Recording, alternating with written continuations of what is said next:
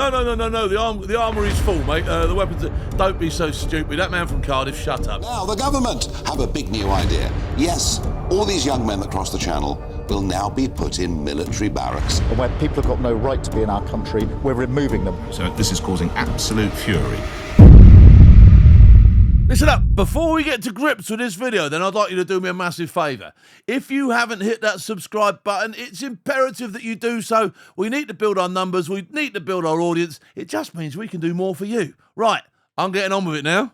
The government is moving illegal migrants out of hotels and into former military bases like Cameron Barracks in Scotland and Crowborough Camp in Sussex. The move has sparked outrage, with critics calling it inhumane, unsafe and even prison-like. But here's the other side. These are temporary facilities designed to stop the endless hotel bills and provide secure, managed housing while asylum claims are checked. And remember, if people had used the official resettlement routes, they wouldn't be here illegally in the first place, would they? I'm Phil Campion, former UKSF, and this is The Tactical Truth. Now let's take a look at this story through the eyes of the mainstream press, shall we?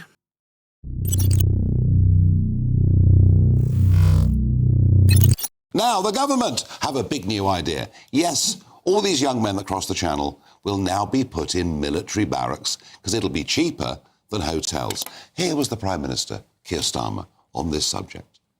We had years under the previous government where they didn't process claims. So tens of thousands of people didn't have their claims processed. They were then housed in hotels. That was the policy of the last government. There were 400 at the height of it. It's now about 200. I'm determined that we will close those hotels. We're processing the claims much more quickly, and where people have got no right to be in our country, we're removing them at a higher rate than the best part of a decade. So we're taking the action, but I can't tell you how frustrated and angry I am that we've been left with a mess as big as this by the last government.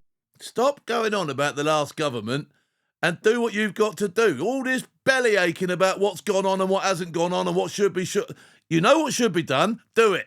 Are to be housed in two army barracks, one the Cameron Barracks in Inverness, the other in the Crowborough Army Training Camp in East Sussex.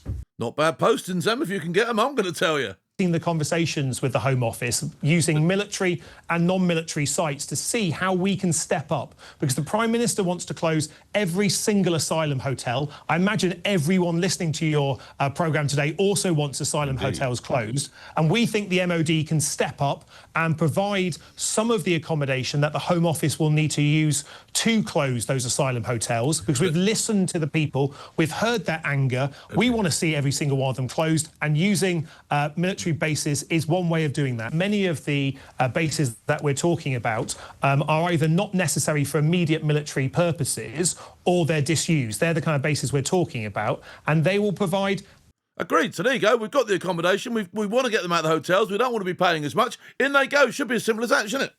Adequate accommodation for asylum seekers. This is not luxury by any means. We're providing, supporting our Home Office guys in providing adequate accommodation. But I think it's right that, just as the PM's asked every government department to do more to support the Home Office, that the MOD takes a leading role here and steps up. But a lot of you are expressing concern. Christopher in Cardiff, the government solves the problem of housing unidentified and undocumented fighting-age young men who've broken into our country by putting them in British Army barracks. One can only hope these barracks are completely bereft of any useful equipment. And someone else who is serving military, and obviously I respect his... I mean, that's a stupid thing to say. No. The armoury's full, mate. The weapons... Don't be so stupid. That man from Cardiff, shut up, you idiot. Or her request to not name them, to respect their anonymity, says, I have to tell you, I nearly said the barracks. At the barracks, I won't even say that. At the barracks, this is causing absolute fury. Soldiers are going to be moved out of perfectly acceptable accommodation into substandard accommodation to make way for people who've just arrived in this country and possibly would actually actively want to fight against us. Who can say this makes any sense? I mean, they didn't sell it like that, did they? They said that they were going to put them in accommodation that wasn't being used and that was open and freely available. If you're going to shift our troops about, then I get that as well. That's wrong, isn't it? Do you know what I mean? You shouldn't be taking soldiers out of decent stuff to put other people in, to put you in shoddy stuff. That's wrong. I get that. The calculation in Downing Street is that this will matter. That the people sort of sticking flags up on your lamppost and shouting "stop the boats" at the television are a proportion of the potential vote. The people who are currently entranced by Nigel Farage's rancid rhetoric are not part of that group of people. They are people who genuinely feel, whether they should or not is moot, because they genuinely feel that... Get to the issue and not... You're just spurting your politics here. Get to the issue in hand, which is, should we or should we not be using these places to replace the current system of putting people in hotels? He's not doing that, is he? He's using it as an excuse to have a go at everybody else. Their own life is being negatively affected by people crossing the English Channel in small boats. And that feeling is exacerbated by two things. The figures, the costs, the numbers that are published routinely, and the occasional hideous crime committed by somebody accommodated in one of these facilities. Those two things create a personal reaction to the reality. They create a personal... No, those two things require a sensible solution, don't they? ...reaction to the facts. Whether they should or not, again, is moot. It doesn't matter because people feel things and politicians have to reflect. OK, that's what that lot have got to say about it then. Let's see what Big Phil's got to say about it. The Home Office has started housing illegal migrants in former British military camps. The idea is simple. Stop wasting millions of pounds on hotels and instead use existing secure infrastructure while background checks are completed. All right, isn't it?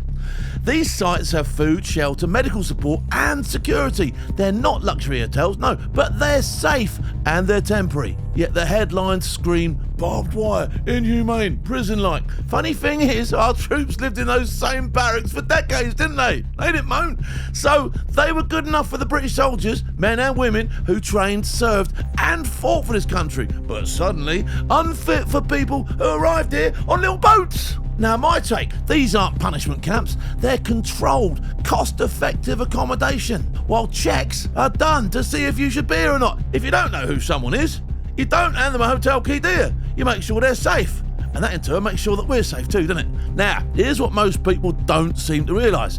There are legal ways to apply for asylum. The UK runs resettlement programmes with the United Nations, family reunion schemes and special visas for genuine refugees. If people use those, they'd arrive with the right papers, wouldn't they? Their background checks would be done and proper accommodation would already be waiting for them. But instead, many hand thousands to smugglers, climb into little dinghies and cross one of the busiest and most dangerous shipping lanes in the world. Here's my take. That's not compassion, that's chaos. Every illegal crossing takes resources away from genuine refugees who've done things the right way. We should be helping those first, not the ones who jump the queue and then complain that the beds aren't soft enough. Come on! And until their identity is confirmed, housing them in secure managed sites isn't cruelty, it's common sense. You're not locking them up, you're making sure we know who's entering the country. If they're genuine, they'll be processed and released. And if they're not, off you go. If ministers are serious, they should properly staff and maintain these sites. They should run immediate ID and criminal background checks. Expand legal resettlement routes so fewer people risk their lives crossing the channel. And be honest with the public. This isn't punishment, it's procedure. We can be a humane country without being a soft touch. Military housing isn't cruelty, it's a stopgap until we know who you are. This isn't about politics, it's about common sense and competence. We can care for people and still protect our borders and our communities and our national integrity. So before people complain about who's staying in old barracks, maybe we should ask, why did they come here illegally in the first place? Subscribe to our channel, and if you want the access to live updates and restricted stories, then join our membership for just 16 pence a day on Force TV Plus.